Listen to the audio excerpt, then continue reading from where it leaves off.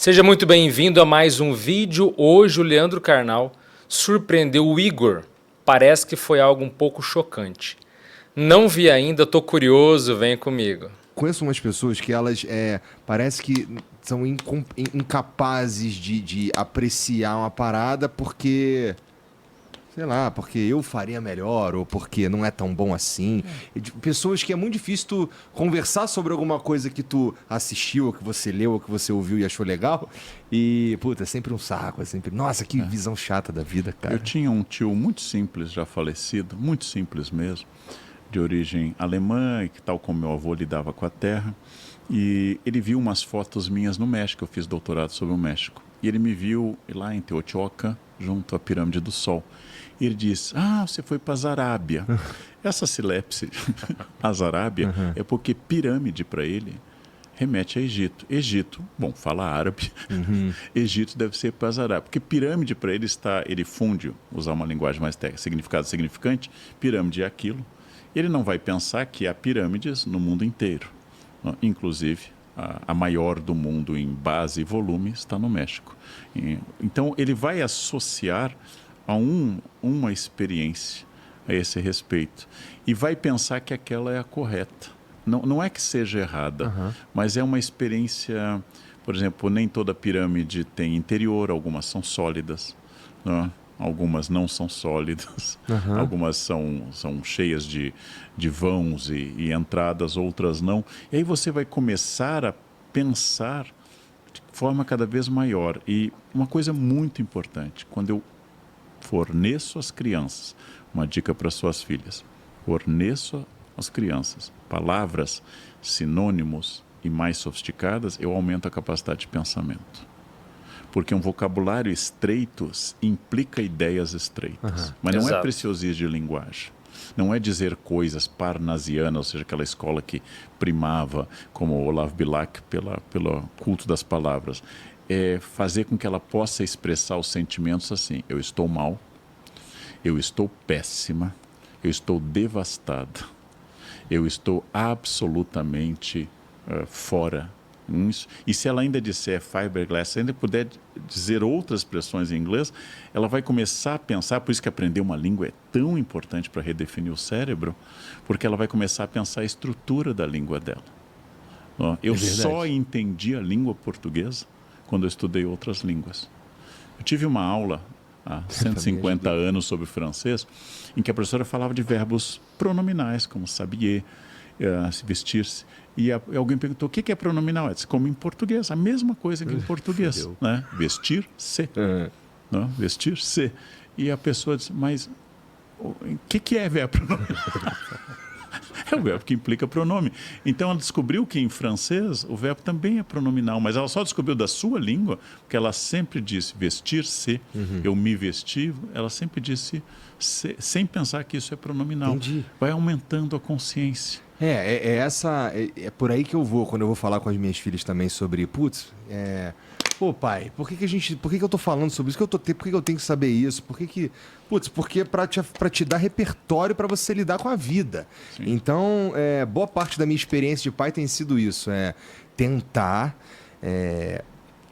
dar parte do repertório, sei lá, que eu tenho, para que elas tenham uma experiência um pouco mais ampla. Por quê?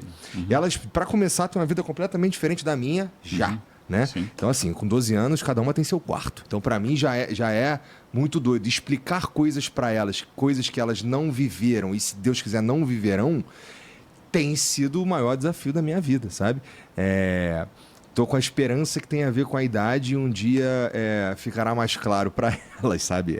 Sem ter que passar pela experiência. Eu vou lhe dar uma observação de professor. Em primeiro lugar, fique tranquilo. Tanto faz o que você fizer, vai dar errado. Então, para você ficar tranquilo... Obrigado, tô mais calmo. Exatamente. Quer dizer, não se preocupe. Tá. Isto é exatamente como cuidado com a saúde. Não importa o que você fizer, você não ficará imortal. Se você tiver muito cuidado com a saúde, a sua morte ocorrerá um pouco depois e com maior lucidez. Mas você vai morrer. Se Deus quiser. Se você hidratar sua pele diariamente, você será um cadáver hidratado, bonito. Se você treinar todos os dias, você será um cadáver esbelto, definido. Vão dizer no caixão que lindo que ele está, nem parece morto. Mas Mete essa, hein, família? a educação é um processo em que você tenta fornecer muitos recursos e ferramentas, mas existe um aleatório e um subjetivo que vem da genética, da subjetividade, que você não controla. Aí eu tenho que complementar uma coisinha que é o seguinte: isso não é da genética, isso é da consciência, quer dizer, do ser, do indivíduo, do espírito, se você preferir. Consciência é um termo que remete à nossa essência, porque veja, nós somos seres multimilenares. Eu vivo falando lá no meu canal, no outro canal Dimensão Mental, de experiências de quase morte. Aqui já falei de várias memórias, até de alguns relatos de vidas passadas e tal. Mas veja, a consciência é muito poderosa. Então quando ele fala que o pai não vai influenciar em nada, ao mesmo tempo ele está certo como ele está errado. Por quê? Ele está certo no sentido de que a consciência é mais potente do que aquele contexto, a sua essência, o modo como ela é, no seu temperamento, no seu grau de evolução, vai predominar em relação a que os pais fizeram. Entretanto, as famílias são importantes porque elas vão ajustar aquele indivíduo nas suas deficiências, quer dizer, nas suas imaturidades, nas suas fissuras íntimas. Então a família de algum modo mexe, aquela família específica pelo qual a pessoa renasce, é para mexer com algum traço dela, geralmente alguns traços imaturos. Então, a família não vai dizer o destino. A consciência, o poder dela é que vai ditar a regra no final. Mas sempre há algum nível de interferência. Entende? Pais que são ausentes, por exemplo, afetam demais as crianças, né? Mas vamos lá. Às vezes, se você tem duas filhas, é Fica lícito supor que a segunda seja filha do adultério. Tamanha diferença para a irmã. Que susto, mas sim, é verdade. Esaú é verdade. e Jacó, Caim e Abel, Salomão e Absalão. Ou os apóstolos irmãos também, como Pedro e André. Então, são pessoas diferentes. Pessoas diferentes. A mesma frase tem efeito oposto sobre elas. Então, o que cabe a você como pai e educador? Alimentar, vacinar, proteger de predadores, o mundo tem predadores, e oferecer experiências dando a certeza do afeto. O resto é, sei lá, né? o resto pertence ao infinito e imponderável do futuro. Quais são os erros centrais? Indiferença. As crianças não perdoam a indiferença. Sim. Não importa que você seja um pai mais autoritário ou mais liberal, desde que você seja presente. Elas vão lidar na terapia com as duas coisas.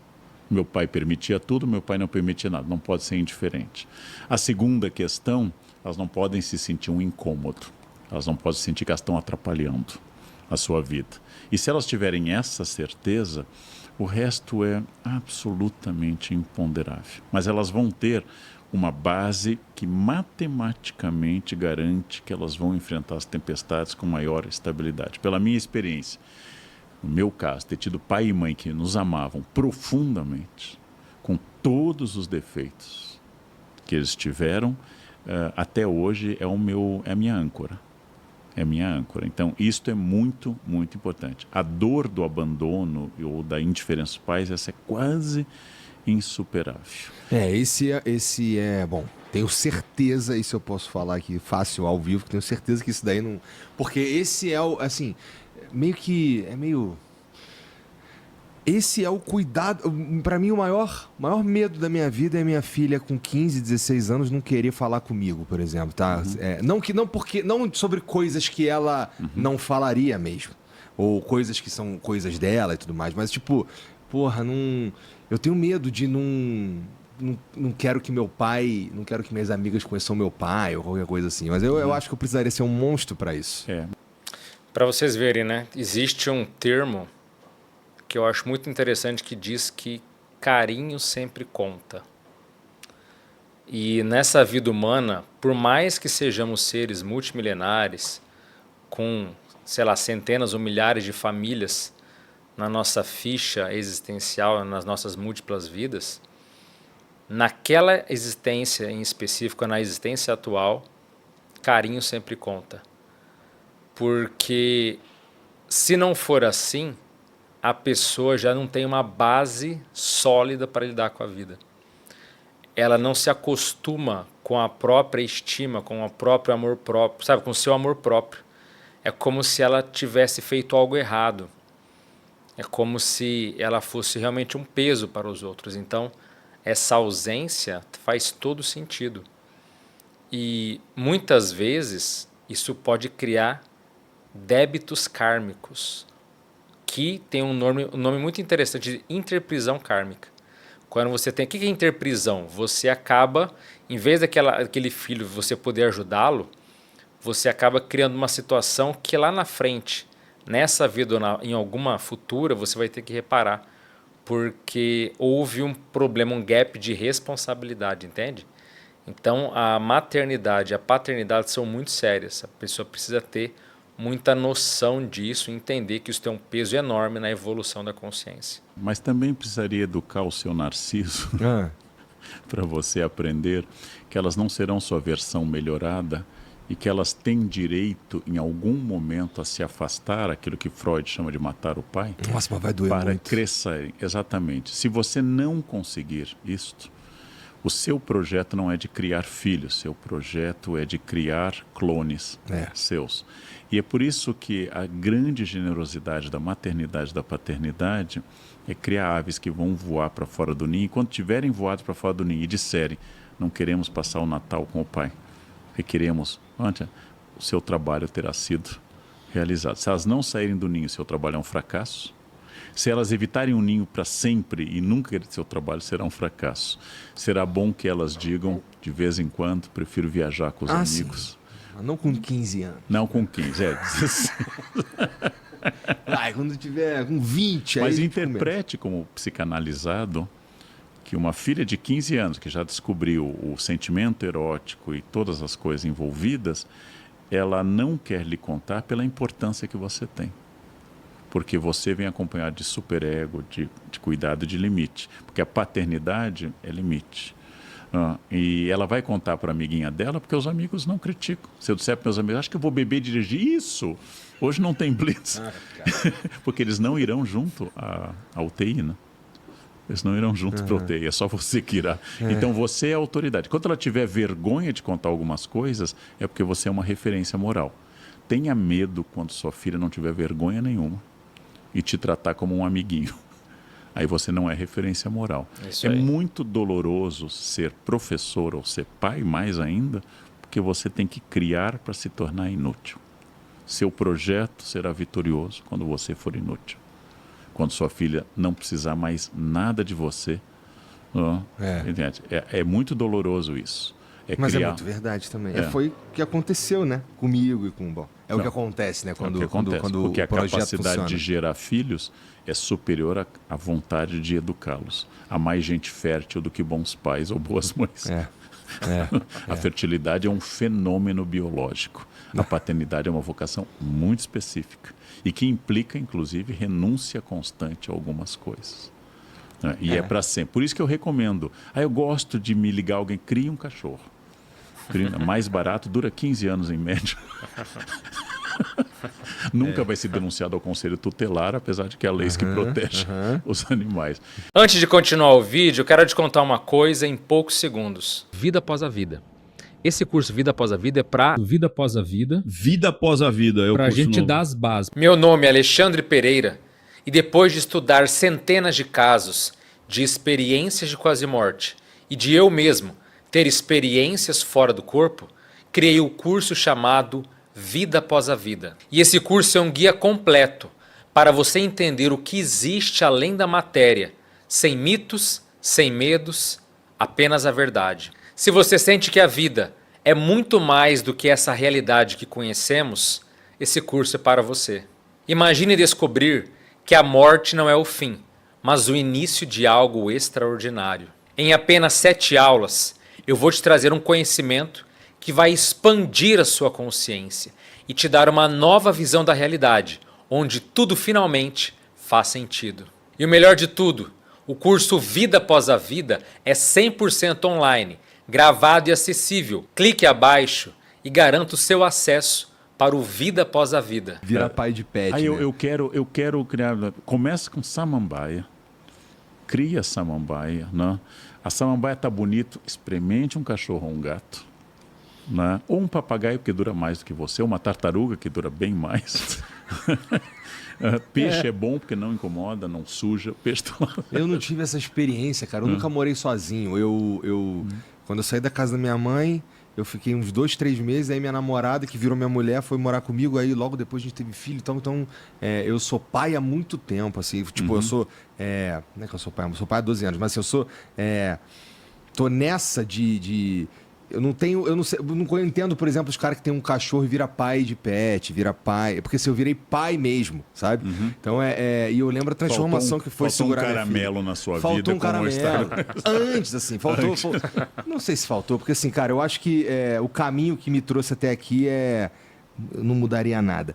Mas, com certeza, tem algumas experiências, tipo, entender. Eu tenho os caras ficam malucos comigo quando a gente vai falar de pet. Quando a gente vai falar, por exemplo, de um gato, de um cachorro que eu tenho. E que, putz, a sensação que eu tenho hoje, eu não sei o que acontecerá no dia, mas a sensação que eu tenho hoje é que quando minha cachorra morrer, eu vou comprar outra cachorra pra minha filha e pronto. Porque os caras ficam chocados. Como assim, cara? Não sei o que. Mas eu não fui pai de pet. Nunca tive essa experiência, sabe? Pra mim, no entanto, eu não consigo imaginar a minha vida sem as minhas filhas. Eu já acordei desesperado no meio da noite por causa de um pesadelo e olhar. Eu não sei. Eu acho que eu paro de funcionar. Uma coisa importante se falar é o seguinte, que a pessoa diz que ele é pai de pet e tudo mais. Não há nenhum problema a pessoa ter afeto com os animais. Ter uma convivência sadia com bichos é completamente positivo do ponto de vista da evolução. Mas o problema é quando a pessoa ama os animais e começa a rejeitar ou odiar os outros seres humanos. Aí mostra uma lacuna perigosa, delicada, que o ideal seria se rever, se tratar, entender e ressignificar esse processo. Porque do tipo, olha, só fico com animais, então eu estou bem com eles. Se com seres humanos eu não quero contato, eu não quero saber. Alguma coisa muito séria está errada ali. Entende? A gente renasce para conviver, para interagir com os outros. Não para ficar sozinho, tendo antipatia dos demais. Isso é bem complicado, né? E eu acho isso uma fraqueza bizarra. Uma fraqueza bizarra. Que eu não sei lidar. Vou precisar fazer um monte de tratamento aí assim, não que elas vão morrer amanhã, né? Mas, sabe, a mera ideia de que eu sou tão profundamente dependente de alguém me faz pensar que eu sou... Putz, eu precisava resolver esse problema, que sei lá. Como queriam os gregos, em tempos normais de paz, os filhos enterram os pais, em tempos de guerra, os pais enterram os filhos. O medo da finitude dos filhos é um indicativo de amor, é amor com vetor trocado, como qualquer luto. A grande questão é que esse medo é saudável se não lhe paralisar. E talvez o mais difícil de se apaixonar por uma mulher, por um homem, ou de ter amor pelos filhos, é que você tem que reconhecer que agora você tem uma fragilidade, porque sua estabilidade não depende mais só de você, ela está agora ligada a uma pessoa externa que toma decisões. Tem 3 lá em casa. Que toma decisões que escapam ao seu controle. E esta fragilidade do amor é muito interessante, que quando Pablo Neruda, poeta chileno e prêmio Nobel, quis atacar o conquistador Cortés, o conquistador dos astecas no México, ele disse a pior coisa que se pode dizer de uma pessoa, não que ele é cruel, homicida, genocida, ele disse, Cortés não tiene pueblo, ele não tem lugar de origem. E quem não tem lugar de origem, não tem família, não tem mãe, não tem pai, quem não tem filhos, é capaz de qualquer coisa.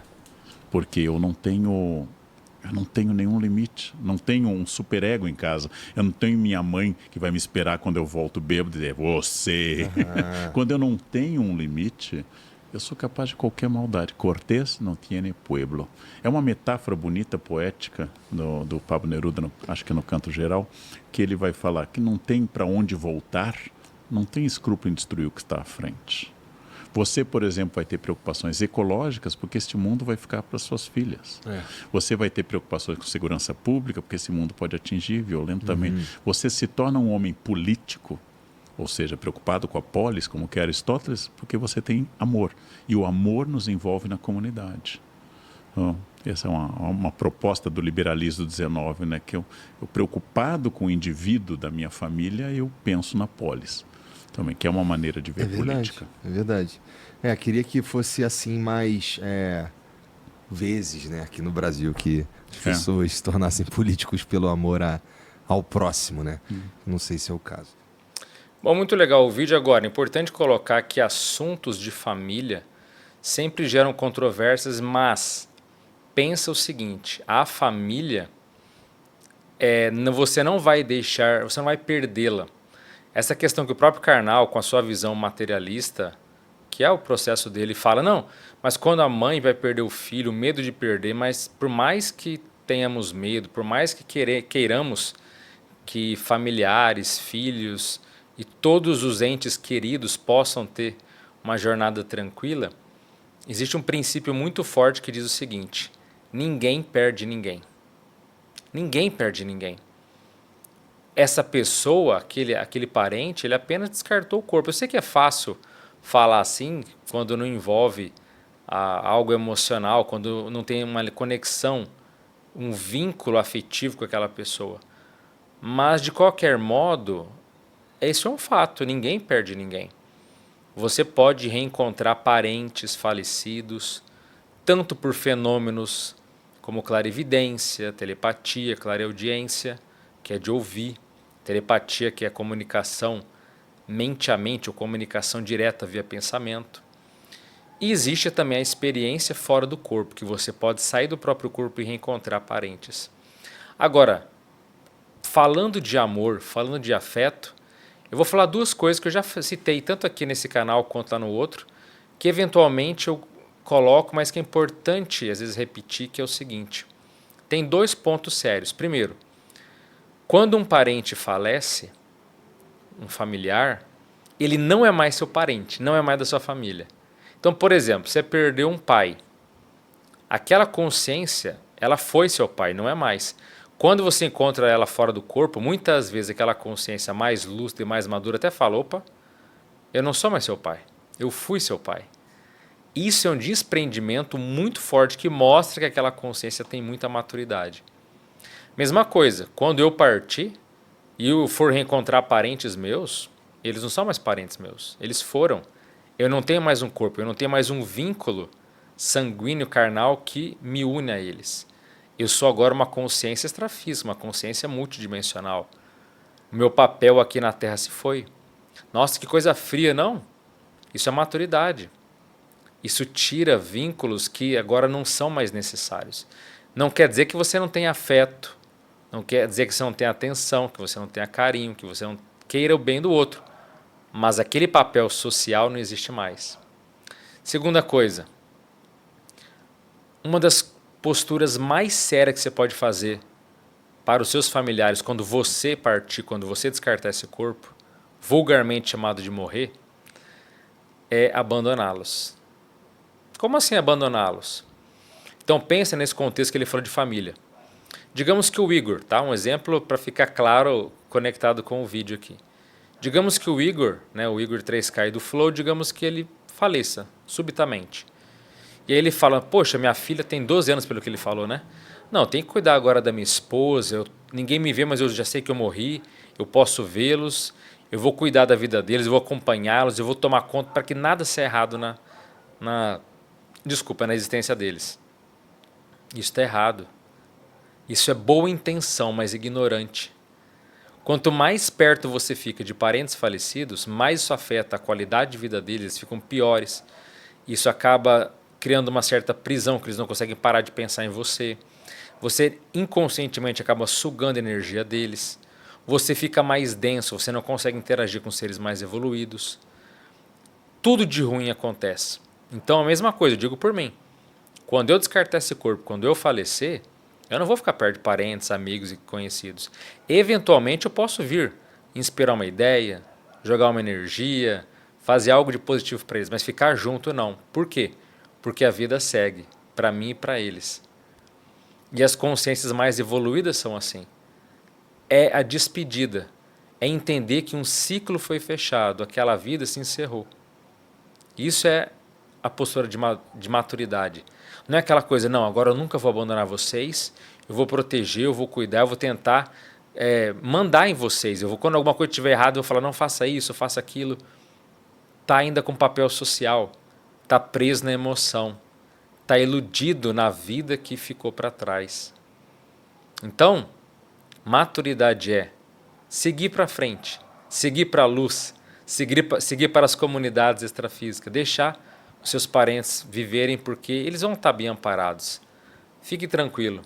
E segundo você não tem mais papéis sociais a partir do momento que o seu corpo parte.